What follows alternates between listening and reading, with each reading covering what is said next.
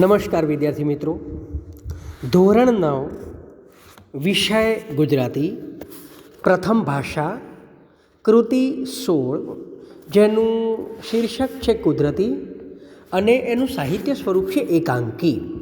એટલે કે આ નાટ્ય સ્વરૂપ છે અને એમાં પાત્રો અને પાત્રોના સંવાદો જે છે એ ખૂબ મહત્ત્વના છે. એટલે કે લાઈવ ફોર્મ જેને કહેવાય એ પ્રકારનું આ દ્રશ્ય શ્રાવ્ય માધ્યમ છે.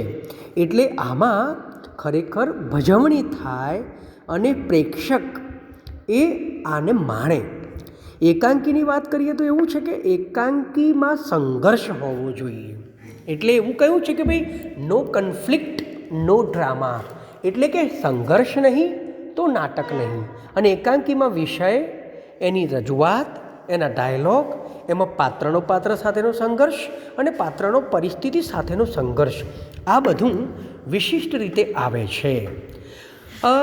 ખાસ કરીને વાત કરું કે લાભશંકર જાદવજી ઠાકર એટલે કે પુનર્વસુ, એમને 1999માં મારે એક જ વખતે મળવાનું થયેલું ગુજરાત યુનિવર્સિટીના સેનેટ હોલની અંદર, અને એમનું કાવ્ય પઠન મેં સાંભળેલું. લાભશંકર ઠાકરની કોણ નામની નવલકથા એ એફવાયમાં એને મારે વાંચવાની થયેલી, કે જ્યારે એ વખતે અધ્યાપન કાર્ય કરવાનું થયેલું એટલે એમની કોણ નામની લઘુ નવલ અથવા તો લઘુ નવલકથા એને ભણાવવાનું થયેલું. હવે લાભશંકર છે, એમની કવિતાઓ મૂળે તો લયબદ્ધ હોય છે. તડકો એમની કવિતા જે છે એ તડકો કવિતા અથવા તો જલ ભીંજેલી જો બલવંતી લતબદ્ધરતી અંગ અંગથી ટપકે છે કઈ રૂપ મનોહર ને તડકાનો ટુવાલ ધોળો ફરી રહ્યો છે વસન ફેરવે ધીમે ધીમે યથા રાધિકા યમુના જલમાં. એમ આ લાભશંકર ઠાકરની કવિતા. અથવા તો પરોઢના ઝાકળમાં તડકો પીગળે પીગળે પડછાયાના પહાડ ને આંસુમાં તરતી ડૂબતી ડૂબતી તરતી અથડાતી ગુમરાતી આવે થોર તણી કાંટાળી લીલી વાડ પર એક બટેર બેઠું ફફડે ફફડે ફફડે એની પાંખ દાદાની આંખોમાં વળતી ઝાંખા પરોઢમાંથી આચા અહો મને સંભળાતા પાછા ઠક ઠક અવાજમાં હું ખુલ્લું ઝાડ બનીને ઝૂલું ઢાળ બનીને ડૂલું પહાડ બનીને કૂદું સવારના શબનમ ઝાકળને તળિયે જઈને અડકું મારી કરકર કોરી ધાળ પીગળતી જાય પીગળે પડછાયાના પાડ. આમ લાભશંકર ઠાકરની જે કવિતાઓ છે એમાં લય તત્વ એ વિશેષ ભાર મૂકે છે. અને લાભશંકરે તો રેમ મઠની સ્થાપના કરી, જેમાં ચીનુ મોદી પણ હતા અને બીજા ઘણા બધા કવિઓ જે તે વખતે જોડાયેલા. એવા રેમ મઠ નામના સાહિત્ય વર્તુળની સ્થાપના કરનાર પણ લાભશંકર જાદવજી ઠાકર, જે મૂળ વૈદ્ય, અમદાવાદની અંદર લાલ દરવાજા એમનું એક દવાખાનું રહેતું અને એરા વૈદ્ય તરીકે એ ડૉક્ટર એટલે કે વૈદ્ય તરીકે કામ કરતા. એવા લાભશંકર જાદવજી ઠાકર પુનર્વસુનો જન્મ સુરેન્દ્રનગર જિલ્લાના સેડલા ગામે થયો હતો. તેમનો વ્યવસાય આયુર્વેદના વૈદ્ય તરીકેનો હતો. વહી જતી પાછળ રમ્ય ઘોષા એટલે કે સાંજ, માણસની વાત, બૂમ કાગળમાં કોરા, મારા નામને દરવાજે, લઘરો. જુઓ લઘરો જે છે ને એ એનું ટિપિકલ પાત્ર છે. જેમ ચીનુ મોદીની વાર્તાઓમાં ઓચ્છવલાલ છે, મધુરાયની વાર્તાઓમાં હરિયો છે, રાવજી પટેલની કવિતાઓમાં હંસીલાલ છે, એવી જ રીતે લાભશંકર ઠાકરની કવિતાઓમાં આપણને લઘરો પાત્ર વિશેષ રીતે જોવા મળે છે. એ સિવાય એ ટેવ, રમત વગેરે તેમના મહત્ત્વના કાવ્ય સંગ્રહો છે. એક ઉંદર અને જદુનાથ, પીળું ગુલાબ અને હું તેમના મહત્ત્વના નાટકો છે. અને મરી જવાની મજા, બાથ ટબમાં માછલી એ તેમના મહત્ત્વના એકાંકીઓ છે. પાછા એબ્સર્ડ એકાંકીઓ છે. મરી જવાની મજા અને બાથ ટબમાં માછલી તો એમના જેને કહેવાય કે અસંગતિપણું, એબ્સર્ડિટી એવા નાટકો છે. તો એ સિવાય મારી બા અને બાપા વિશે મહત્ત્વના નોંધપાત્ર ચરિત્રો છે. અકસ્માત, કોણ, ચમક ચાલીસા, લીલા સાગર, કુહુ કુહુ બોલે કોયલિયા તેમના પ્રયોગશીલ નવલકથાઓ છે. નિબંધ, બાળ સાહિત્ય અને આયુર્વેદના લેખનમાં પણ તેમનું પ્રદાન છે. તેમને રણજીતરામ સુવર્ણચંદ્રક એનાયત થયો હતો. હવે જુઓ કે આ એકાંકીમાં શું છે. આ એકાંકી જે છે એ લાભશંકર ઠાકરના મરી જવાની મજા એ એકાંકી સંગ્રહમાંથી લેવામાં આવેલું છે. એકચ્યુઅલી શું છે, આ જે સ્ટોરી છે ને એને આપણે એમ કહીએ કે ભાઈ ફેન્ટસી એટલે કે કપોળ કલ્પિત સૃષ્ટિમાં આ વિષયને આપણે મૂકી શકીએ. દાખલા તરીકે મધુરાય છે આપણા વાર્તાકાર, તો એમની ઈંટોના 7 રંગ નામની કૃતિ છે, અથવા તો હરિયાની કાન વિશેની કૃતિ છે. એ જે વાર્તા છે એ કપોળ કલ્પિત સૃષ્ટિ છે કે ભાઈ ઈંટો ગણવાવાળો હરિયો એ કેવી રીતે હરિભાઈ અને હરિલાલ ભાઈ બને છે. ઈંટો ગણવાની જ વાત હોય અને જગતની બધી ઈંટો ગણવાની, જે શક્ય નથી. પણ જે શક્ય નથી એને સાહિત્યમાં મૂકીને પોતાની કલ્પનાને ખૂબ આગળ લઈ જવી, જેને કહેવાય કે ભાઈ જેને કહેવાય કે એવી કલ્પના કે જે સાકાર ના થાય પણ સાહિત્યમાં થાય. એટલે કે કુદરતી એ ફેન્ટસીનો આધાર લીધેલો છે. અને એવું કહેવાય છે કે ભાઈ કેટલાક સર્જકોએ એવું લખ્યું કે ભાઈ આર્ટ ફોર લાઈફ સેક, એટલે કે જીવન ખાતર કલા. અને કેટલાક સર્જકોએ શું કર્યું, આર્ટ ફોર આર્ટ સેક, એટલે કે કલા ખાતર કલા. મેથ્યુ આર્નોલ્ડે તો એમ કહ્યું કે ભાઈ poetry is the criticism of life, એટલે કે કવિતા જીવનની સમીક્ષા છે, જીવનની વાત આવે. આ કૃતિમાં જીવન છે પણ જે સબ્જેક્ટ લીધેલો છે એમાં આવું બને નહીં પણ આવું બન્યું છે, એવી કલ્પનાને આકાશમાં વિહરવાનો છૂટો દોર આપ્યો છે. એટલે જુઓ બને છે કેવું કે આ કૃતિમાં 5 પાત્રો છે, હરિલાલ, ચંદુ, કૃપાશંકર, કાશી અને બાબુ.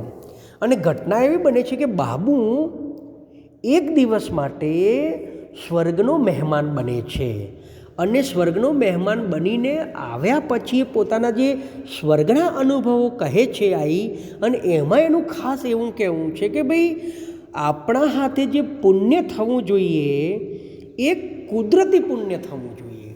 એટલે આપણે જે ગીતાનો જે સાર છે ને કે તેન ત્યક્તેન ભુંજિત્થાઃ, તેને ત્યાગીને ભોગવ, એવી જે વાત છે એ વાત સાહજિક રીતે પુણ્ય થવું જોઈએ.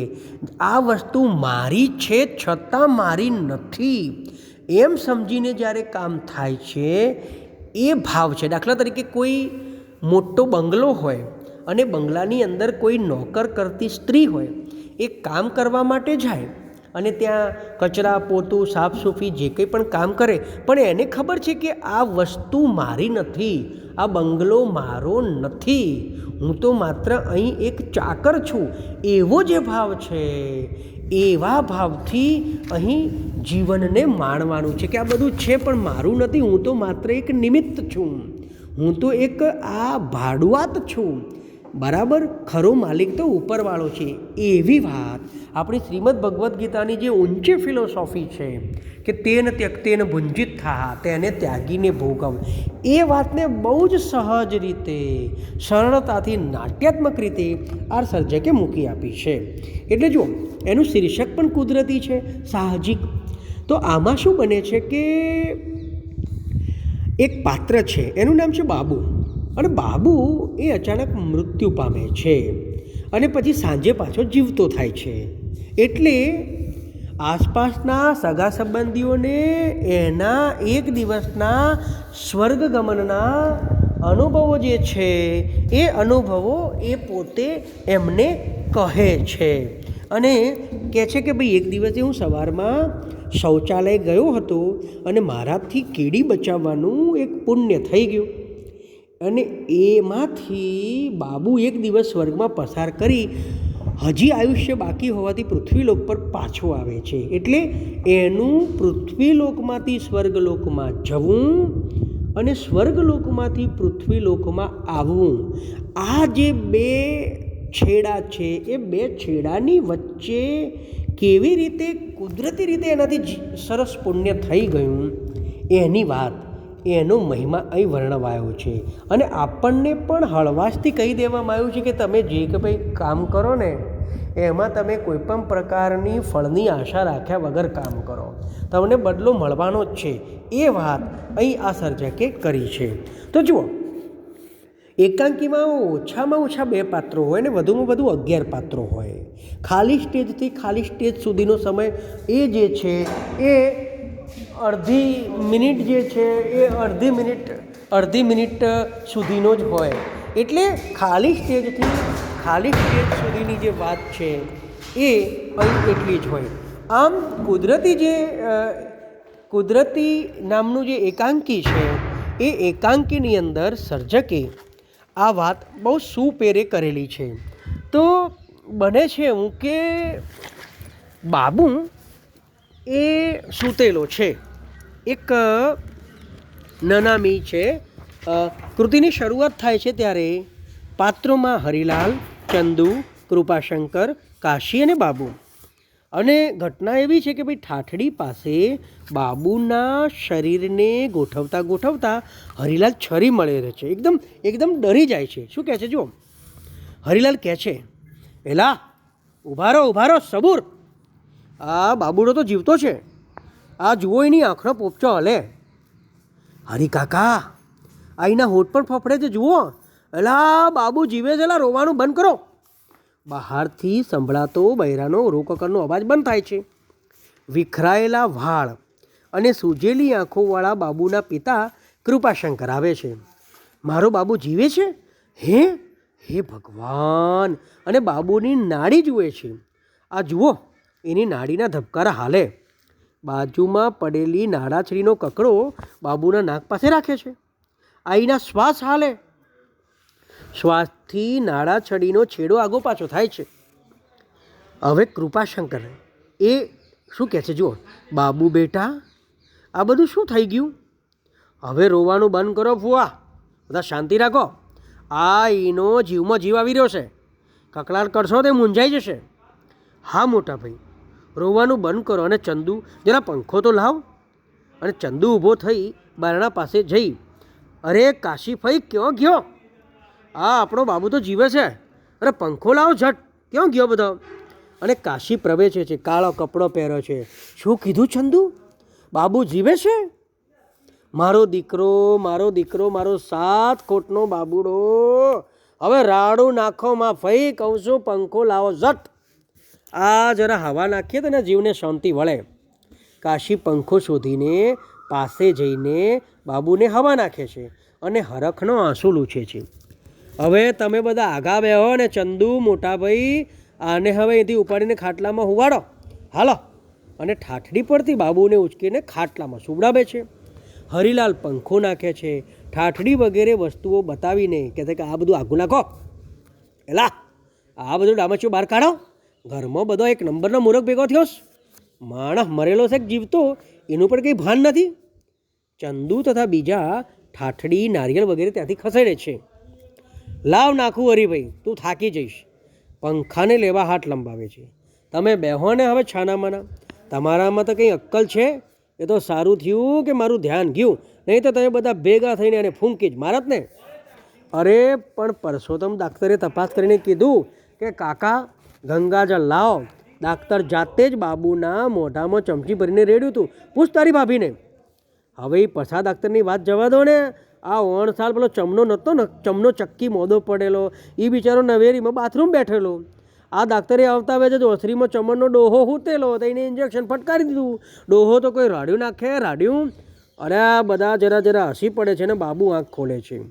અરે બાબુએ તો આંખ ખોલી. અરે બાબુ, એ બાબુ દીકરા કેમ છે તને? પાણી આલુ ભાઈ? હવે શાંતિ આપો ને ભાઈ યાર. બાબુ ચકલ વકલ આંખો ફેરવે છે, પછી બેઠો થવાનો યત્ન કરે છે. અરે ઊભો રહેલા, તને બેઠો કરું. બધા બાબુને બેઠો કરે છે. કાશી પાછળ તકિયો મૂકી આપે છે. કેમ છે તને બાબુ? તને કંઈ કેવું છે? હરિકાકા?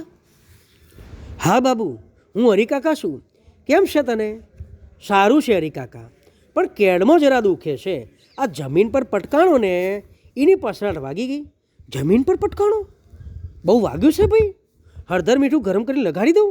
ના બા, એની જરૂર નથી, મટી જશે એ તો. અરે તું પટકાણો ક્યાંથી? તું અહીં જતો ને, અમે તો તને...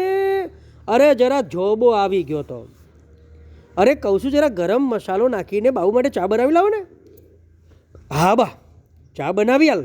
ટાઢા બોળ વાદળાને કારણે જરા શરદી થઈ ગઈ છે અને માથું પકડાયું છે. કાશી જાય છે. વાદળો?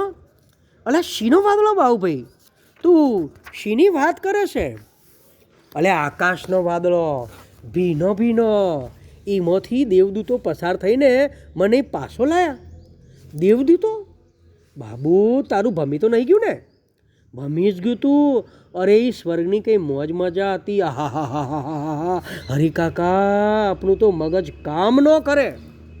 અરે તે તું સ્વર્ગે જઈ આવ્યો બાપભાઈ? તઈ? અરે જડી મારીને વાત તો કર. સ્વર્ગ કેવું હોય છે બાબુ?